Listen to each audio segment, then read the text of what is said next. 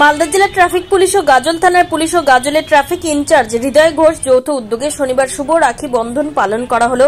সাধারণ পথ চলতি মানুষদের মধ্যে রাখি বন্ধন উৎসব পালন করা হয় গাজলের বিদ্রোহী মোড় ও কদুবাড়ি মোড় এলাকায়।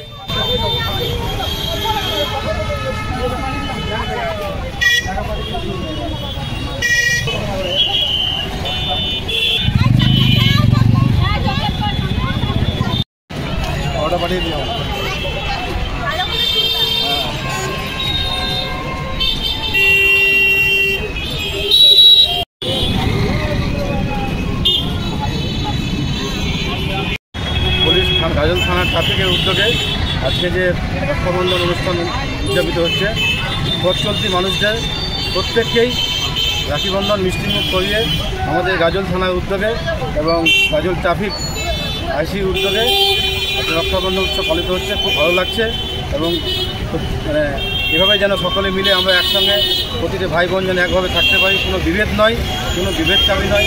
সকলে